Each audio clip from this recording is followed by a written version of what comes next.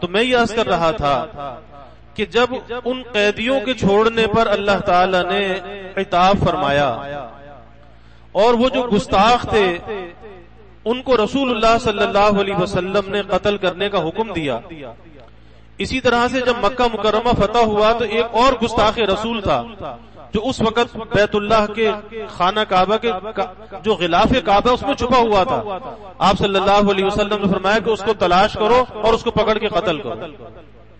تو پتہ یہ چلا کہ جو گستاخ رسول ہے اس کی سزا سوائے گردن زنی کے اور کوئی نہیں ہے کہ اسے قتل کیا جائے، اس کے ساتھ کوئی رعایت نہیں ہے. لیکن وہی بات کہ آج ایسے لوگ اس ملک کے اندر موجود ہیں اور حکومت وقت کے اندر بھی ایسے لوگ موجود ہیں کہ جن کے نزدیک دین کی، اسلام کی، عظمت رسول کی، ناموس رسالت کی اہمیت نہیں ہے بلکہ دنیا کے مال و منال کی اہمیت ہے جس کی اللہ نے مذمت کی ہے. آج بھی وہ دنیا کے جن کے ہم مقروض ہیں، جن کے ہم پر قرض ہیں، آج بھی وہ یہ کہتے ہیں کہ تم ناموس رسالت کا قانون ختم کر دو، آج ہم تمہیں جو ہے یہ مال و دولت دیں گے، تمہارے قرضے ختم کر دیں گے، تم ترقی کر لو گے، تم یہ کر لو گے. اور اللہ کیا کہتا ہے؟ تریدون عرض الدنیا واللہ یرید الآخرہ. اللہ آخرت کو چاہتا ہے، اللہ دنیا کو نہیں چاہتا. پتہ یہ چلا کہ اگر ایک طرف ناموس رسالت ہو، رسول اللہ صلی اللہ علیہ وسلم کی ناموس کا سوال ہو، اور دوسری طرف دنیا کے خزانے موجود ہوں، ان خزانوں کو لات مار دے لیکن رسول اللہ صلی اللہ علیہ وسلم کی ناموس پر آنچ نہ آنے دے، اپنی جانوں کے نذرانے پیش کر دے لیکن آپ صلی اللہ علیہ وسلم کی ناموس کا تحفظ کرے. اور یہ ہم میں سے ہر شخص کی ذمہ داری ہے کہ رسول اللہ صلی اللہ علیہ وسلم کے احسانات کا ہم کوئی حق ادا نہیں کر سکتے، کوئی بدلہ ادا نہیں کر سکتے. ہم اتنا تو کر سکتے ہیں کہ آپ کی کم از کم ناموس کے محافظ بن جائے، کل کو یہی نسبت ہمارے کام آ جائے اور یہی نسبت ہماری نجات کا ذریعہ بن جائے. اور ہر دور کے اندر کوئی نہ کوئی سازش ہوتی رہی ہے.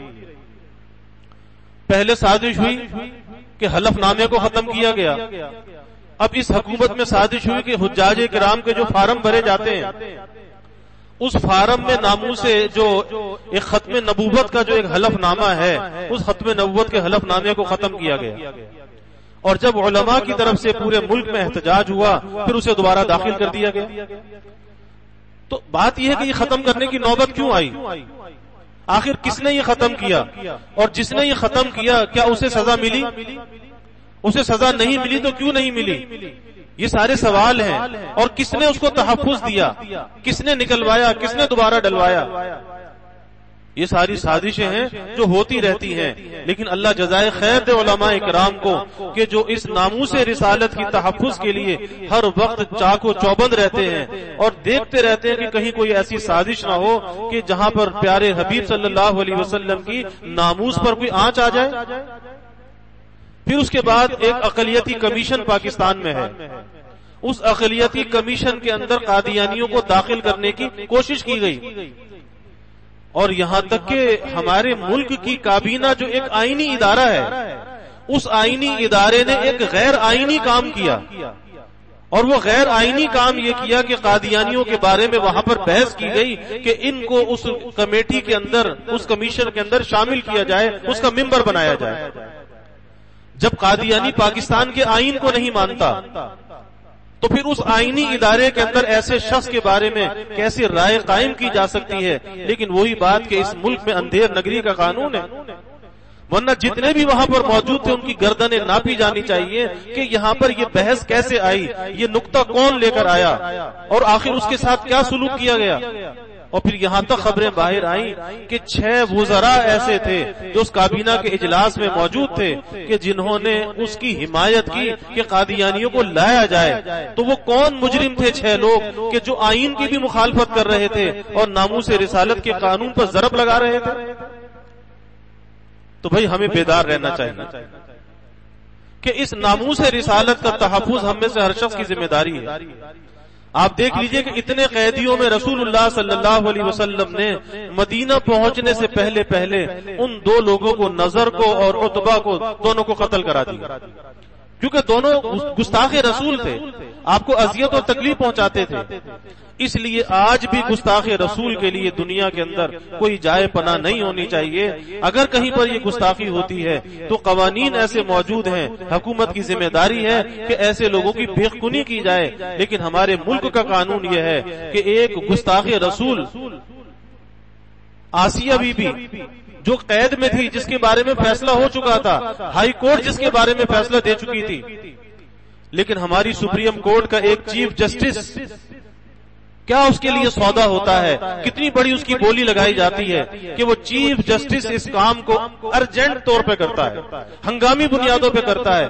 اور اس گستاخ رسول عورت کو کہ جو ہائی کورٹ تک جس کے بارے میں سزا ہوئی، کیا کوئی ہائی کورٹ کے جج کوئی عام لوگ ہوتے ہیں؟ کیا ان کے سامنے قانون نہیں ہوتا؟ اس چیف جسٹس نے جو ابھی گزشتہ پہلے چیف جسٹس گزرا، اس گستاخ رسول کو نکلوایا، آزادی دی اور آن کی آن میں نکال کر پاکستان سے باہر پہنچا دیا گیا. تو کس پر بھروسہ کیا جائے؟ کون ہے جس پر بھروسہ کیا جائے؟ کیا ایسی عدلیہ پر؟ کیا ایسی حکومت پر؟ کیا ایسے حکمرانوں پر، ایسے وزیروں پر، ایسے وزیر اعظم پر؟ کس پر بھروسہ کیا جائے؟ اس لیے بھائی سب کی ذمہ داری ہے کہ انہیں بیدار رہنا چاہیے. یہ ہمارا جنون ہونا چاہیے، ہمارا پاگل پن ہونا چاہیے اپنے نبی کی ناموس کے لیے، عزت کے لیے، کہ یہ ہمارا دیوانگی اور پاگل پن ہونا چاہیے کہ ہم جیسے بھی ہیں گنہگار ہیں، کھوٹے سکے ہیں، لیکن اپنے نبی کی ناموس کے لیے ہمیں اپنی جانوں کو ہتھیلیوں پہ رکھنا چاہیے. اللہ تعالیٰ یہ جذبہ اور امت کے اندر یہ جذبہ موجود ہے، اور اللہ اس جذبے کو ہمیشہ بیدار رکھے. اور یہ ہماری ایمان کی حفاظت کا ذریعہ بھی ہے اور ہمارے لیے ایک سرمایہ نجات بھی ہے. اللہ تعالی ہم سب کی حفاظت بھی فرمائے اور نبی کی ناموس پہ اللہ ہمیں قربان ہونے والا بنائے. وآخر دعوانا الحمدللہ.